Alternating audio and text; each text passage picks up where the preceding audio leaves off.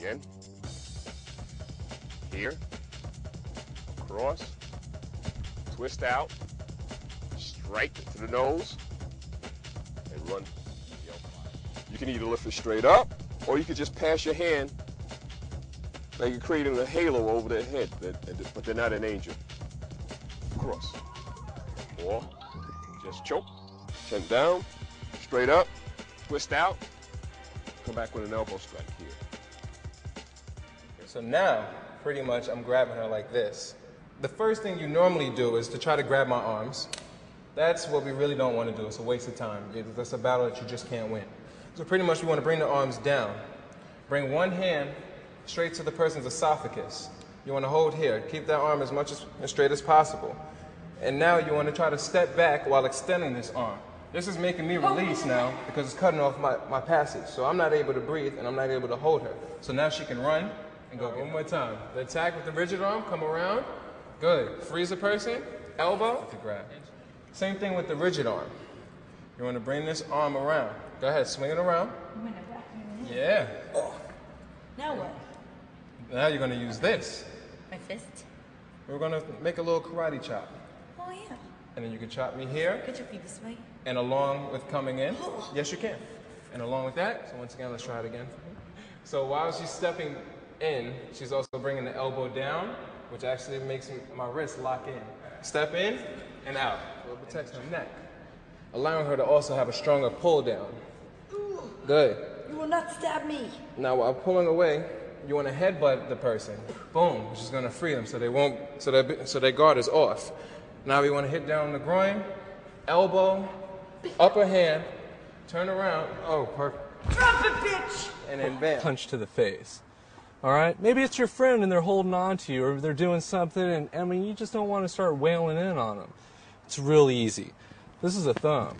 And it normally hurts if you pinch down in this fashion. We'll normally get the hand to open up and get them to leave you alone. If you have a good durable shirt, whenever people grab hold of your clothes, if it becomes necessary, you can rip through these clothes. It is not like he's holding on to your body. So don't think that just because he has a hold of you, that you can't suddenly move to this side and put yourself at a slighter advantage. Use both of your hands. Bring them down. It's all right. Use a couple of choice knees. Will also help to loosen them up. Dropping an elbow, or even coming up and taking them down. My attacker's going to grab me. I'm going to hold on to the hand, palm heel to the face, peel backwards, and then knee. Sometimes they may be giving you a handshake so that they can reach out and punch you with the other hand. Or you get those people who try to grab your hand and squeeze your hand really tight, and that can be very annoying. So there are some ways that you can get around that. The first way on your test is called handshake defense using your own thumb. So what you're going to do, if he grabs me as tight as he can, I can still release my thumb. And you see my thumb sticks out, isn't grabbed. I take my opposite hand, grab his own thumb, and I use this motion here on top of the metacarpals, the points in his hand. And you notice that causes him to flinch because it's painful on top of that bone. And when that happens, that releases the grip that he has on my hand, and I take and go into an outside wrist lock. It's a handshake defense using his thumb. And either grabbing me, or his hand is cocked ready to hit me, or he's telling me what he's going to do to me. My hand is going to reach across, grab his thumb, and roll it down. Notice the more I roll, the more pain he's in. Now, I could stop there, or I could strike. But in the test, I'd like to see you again go into a throw. So you reach across, roll this, turn, and we saw earlier that if he grabs my wrist, I can do a down block and strike the points on the inside of his arm. If he's hand shaking me and doing the squeeze or the punch, same thing. I bring my hand up and strike down. I could knife hand down, or I could, like I'm knocking on a door, down just like that. Any direction, any way I want to do it. Most important thing is I know where these points are, and I strike those points. As soon as he grabs, he is being the aggressor. My hands are up. He grabs me.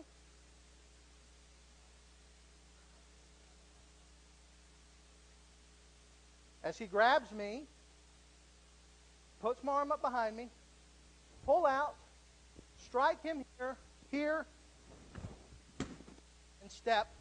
A basic wrist grab. If he reaches out crossed hand and grabs my wrist, of course there's 100 different ways to get out. Of course I could just fan over and get out. He grabs me, I could use my other hand fan and trap. There's 100 different ways to get out of a wrist hold. Again, just push off and get away. And if you're a basic karate student, you need to be working on those things. You need to understand that the weakest part of his grip is going to be his thumb. So if you're going to try to get out, if he grabs the same side wrist grab, this thumb is the weakest part of his hand. If I try to pull against his fingers, and he's a nice strong guy, he's got me held, but if I pull against that thumb, hold very tight, he just can't hold on. So you need to understand that first principle. The second thing is cross hand grab. With an outside wrist lock, I can reach over, roll my hand like this, and I now have a very strong outside wrist lock. I push down, he will fall straight there. Instead of throwing him over there, where I may have to then go get him, or he may land and get up very angry, I'm going to take him straight down, where he'll be right below me when he hits the ground.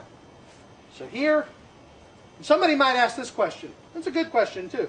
Well, while you're fooling with his hand, he might be punching you in the face. That's right. So I might want to give him something to occupy his time. So when I reach to grab his hand, I'm also going to take my foot and I'm going to catch him either in the inside of the leg or possibly with a roundhouse kick to the stomach to get his attention off of what I'm doing with his hand. So if I reach up, tap his leg, there, take his hand. Now, not only is he off balance, but I've got his hand in this position, and look at the position of the hand. It's very important. I have grabbed the meat of the interior of his thumb. I put my thumb on the back. I'm using my hand that was grabbed for leverage, and I'm going to push straight down. When this happens, as soon as the wrist goes past the shoulder, he will fall. Now, what happens if he grabs a same side grab? Well, getting to an outside wrist lock from this is not impossible. I can turn my hand up, and there's an outside wrist lock there. I'll show you how I did that. I just simply turn my hand up. Again, I wouldn't just do this because he would punch me with his other hand, but I would do a kick at the same time. Release against the thumb, just like I showed you a moment ago. And there I've got this wrist lock. Thumb on the back, finger across the hand, my other hand for leverage. Was a circular motion. He grabs, I come up here, and I create that bend in the elbow with that. What if he's a really strong guy? Well, I may want to come up here, slide down the wrist, and cut into it. Whatever I've got to do, I want this wrist in this position to be pointed at his chest. Because that gives the difference between this, which does hurt, and he can feel that, but he can fight that, and this, which is a killer and takes him out.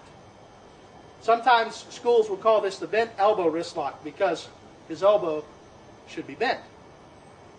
But a bent elbow wrist lock is a little different because a bent elbow wrist lock, if I did this, I would touch a pressure point here and I would drop him easier because I'm using two pressure points. I'm using the pressure points here and a pressure point higher up on the arm. Those two wrist locks are very important. Quick break, then he leads right into it. And then we got the tradition.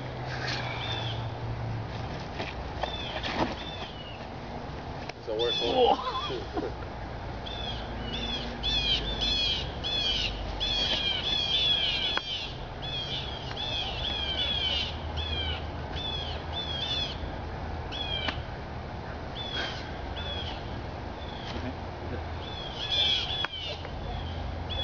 working out. He grabs here, turn over, grab his arm, and his wrist is compromised, so when you go forward, they're pretty much going to be stuck here because of the pain. And even if he wants to let go, and wants to get away, you still have this wrist situation.